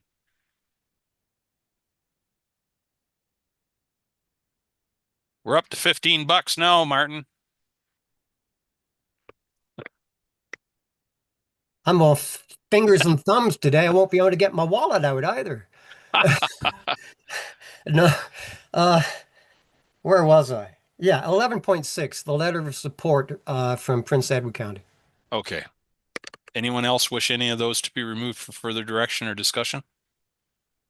Okay, so the motion will read save and accept item 11.6 for information. Someone care to move that, please? Joan will move it. Jim will second. Is anyone opposed? That is carried. Okay, 11.6. Martin, will you move to receive that or support, or what would you like to do with that? Yeah, I receive it with a possible motion to write our own letter of support after whatever discussion is there. Is that the way to do it, Clerk Lindsay? Well, I guess your motion could be that we receive the information and that you direct staff to compose a letter. Yeah. In support of the bill. Yeah. Is that okay, Lindsay? I'm not very good Yeah, at I'd reading. prefer, if you're gonna do more than receive, then either, say we're gonna support it, or I guess well- we'd just be receiving if we're not supporting. So yeah, No, you want to move it that way. Yeah. Okay. Support it. Is there a seconder there? Jim will second it. Okay, Martin, go ahead, please. Yeah, I guess it's short enough I can read it. This is about Bill 21, Protect Our Food Act. Certainly not Bill 21 from Quebec, anyway, if viewers out there want to look at it. And this came out in 2025, and I thought it was a great idea then, and with everything going on, I totally forgot about it until it came up in this agenda.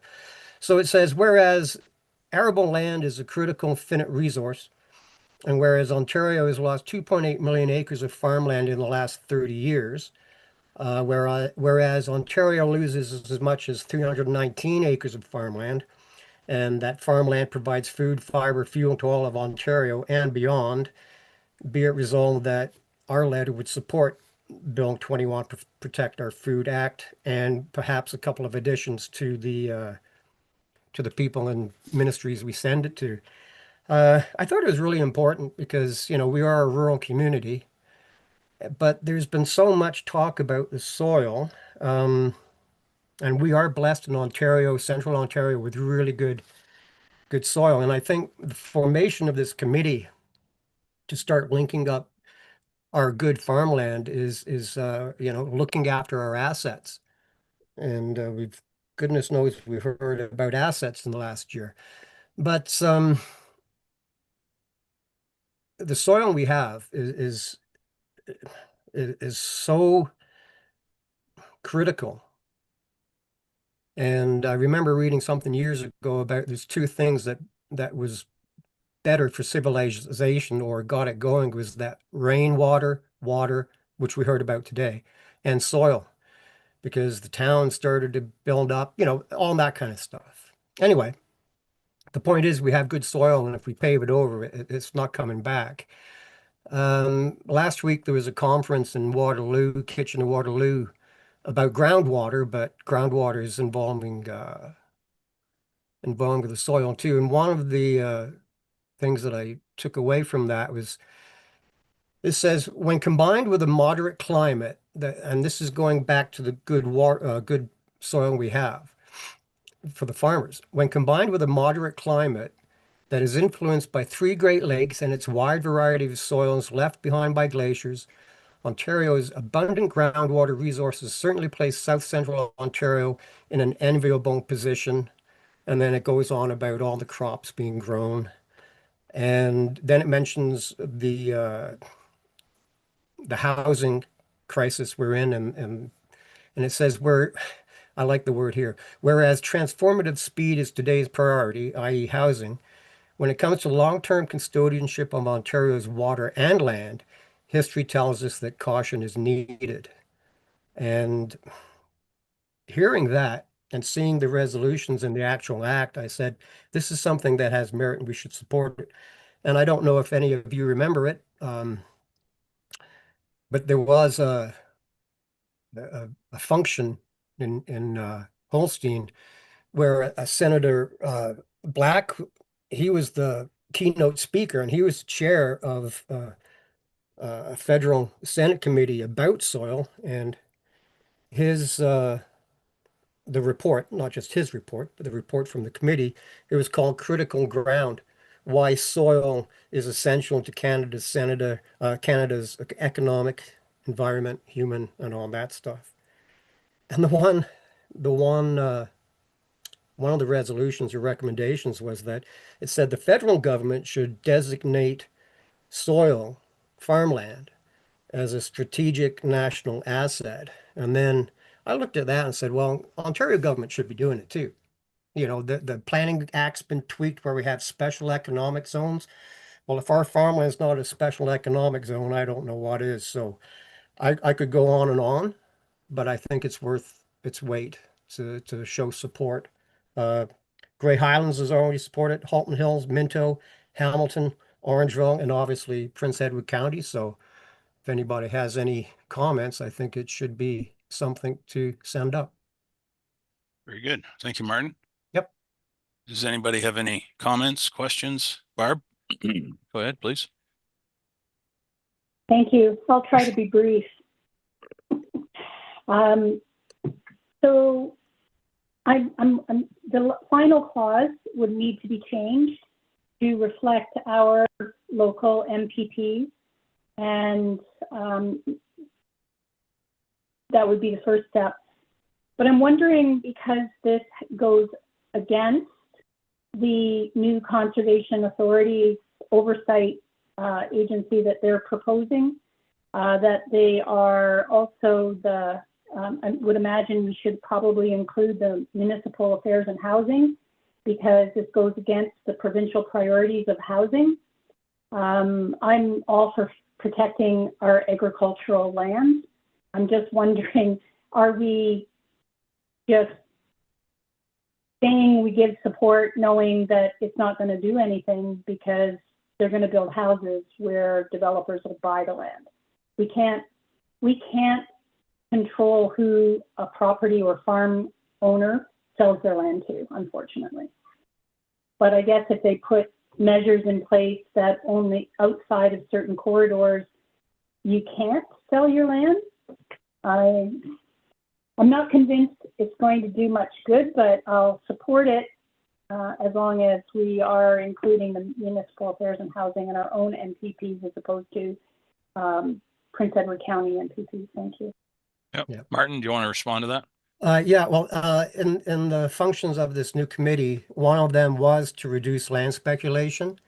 I know down in the States, there's hedge funds and holding companies buying up all kinds of acreage in the States, leasing the land back to the original owners. But in 10 years' time, they're saying, we want 80 acres to build, you're off. So I think this is against that kind of thing. I don't know whether they call it public land or what. I don't know. I think it's a start, though. And Barb, thank you for the additions, because I did have it on there that the same people in this letter as far as sending it to, but I also thought I had economic development down, so thank you for that, Barb. And I had rural affairs, which is the Honorable Lisa Thompson. And I also had down the Honorable Greg Rickford, because he's in Indigenous affairs. So law of averages dictates some of this is going to be on treaty land too. So Lindsay, I don't know if you got that, but I would so suggest, and Mr. Vickers as well. I would suggest we copy Senator Black as well, because of his Senator. keen interest in this particular topic. Oh, okay. I never thought of him. Thank you, Brian. Okay. Any other questions or thoughts? So here's a question for you, Martin. Sure. So, and I'm just maybe throwing a dart into the balloon, but if we're going to save all this farmland, one of the avenues to use less farmland for housing is to increase density on that housing. Yet we can see very directly what that density does in the snow belt, for one example. So Martin, can you tell me how we square that circle? Well, that was the one thing that I had trouble with myself. But it tends to, this is far reaching. It's not just for the next 5 years. And, oh, agreed. You know, agreed. And agreed. And in my mind, just an opinion, but it kind of mirrors what the government wants to do when it comes to rapid transit hubs. They want to build up. They want to do the multiplexes, which are not allowed in the subdivisions we have. It's always townhouses. They don't want to go up. But they do want to go up around the specific places, definite economic zones. So I think this could be something to actually help them to achieve that, because they're not going to have the land to do the swarm. Right. Yeah. No, I agree. It's up and down. It is certainly up and down. And quite frankly, looking at the corner of Dundalk, all that's bought up. In 10 years' time, even with the transit we have going through now, that's going to be a regional hub. As far as I can see, we already have transit going down through Orangeville. There's land bought up both sides by a developer. Yep. Go up instead of out, right? Yeah. No, I don't disagree. Yeah. Absolutely. It's a starting point anyway. Yeah, for sure. Yeah. Okay. No, that's good. Any other discussion? Okay, I'll call the question. Is anyone opposed to the motion? Jason, you're opposed? Or you have something to add? I just had something to add. Well, go ahead then. Go ahead. Well, I was just kind of going to, I mean, I'm a farmer, you're a farmer. I want to save land as much as anybody else, but where all those houses are sitting that we've put out there, I farmed that land 10 years ago. So I get what you're saying, Martin, but I kind of agree with Brian. What? Why? We're just going to keep building these towns out anyways. So I don't know. Just a comment. Well, I don't disagree with you, Jason. I mean, we need to, if nothing else, to be seen to be pushing back as a rural community. We value our farmland, obviously. I mean, that's where our food is produced. But on the other hand, the province keeps pushing more density on us. Again, how do we square that circle? I don't know. And the pressure is just going to build more and more as time goes on. Barb, you had your hand up first, please. Just quickly, I wanted to add that through this new conservation reorganization and the new act that went into place last year, not the oversight agency, but the new act, the province took over 22,000 acres out of the commenting area of Saugeen Valley alone. So from the setback to sensitive areas, so that it might allow further development. So never mind just the farmland, which is critical, but what does that do for conservation?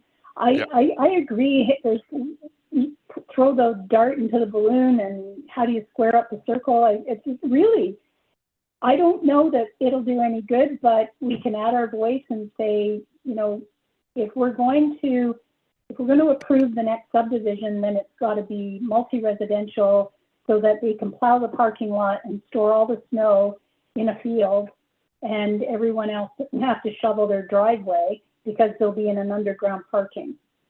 Maybe that's the solution to our snow issue. Wow. That was easy. Martin, go ahead, please. Now we're up to $20, Martin. Come on, buddy. When do we start multiplying? Not right now. Okay. I'll be mute when it comes to the amendment to leave the meeting. Okay. Go ahead, sir. I was saying there's so many tendrils of this, and I agree with all of the conversation, but maybe that's the point, to try and say, hey, we're sick and tired of this. Let's get together, because they talk about food insecurity. We're paving over land. Yep. Right? We're going to have issues where the price is going to go up because in 20 years there might not be enough land. We have to import everything. So then there's a chain supply. We've already gone through that mess, right? And quite frankly, when I mentioned about the economic zones, I can't see it being a really big, massive swath of land. It might even tie in with the people who are already doing land trusts. I don't know, right?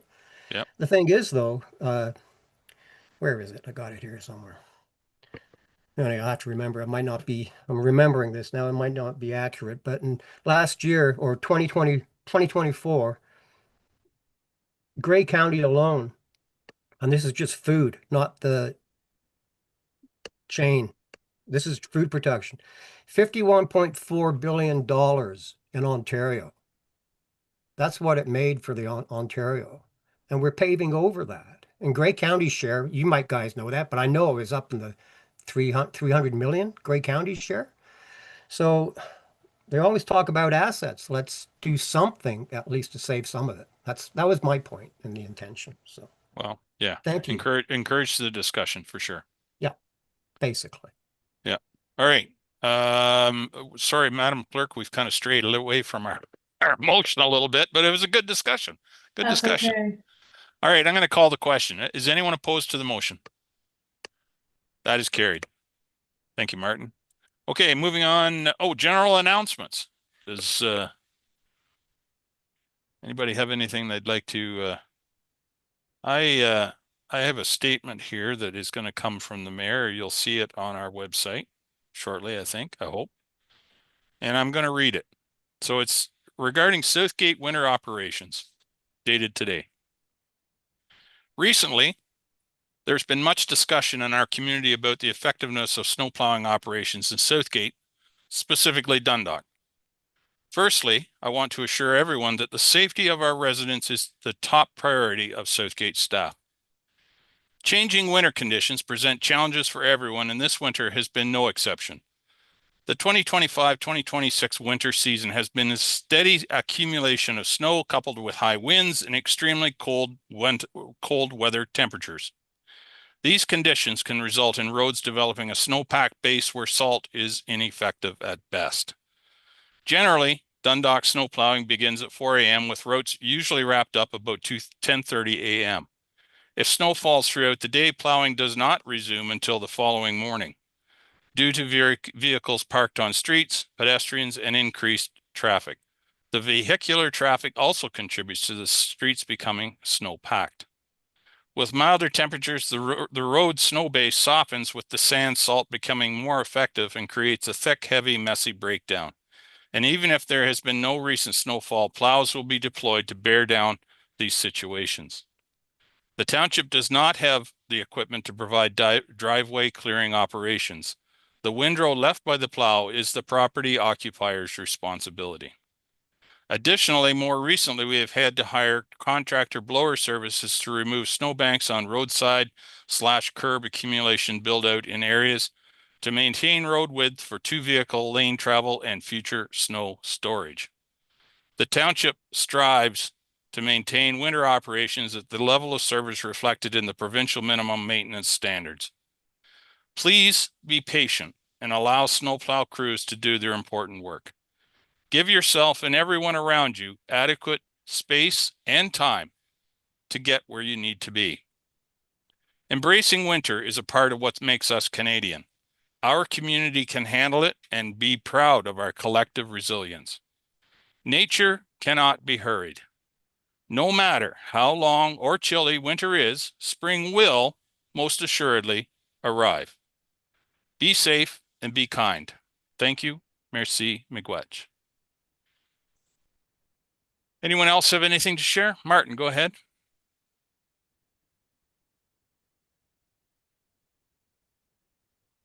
You're muted.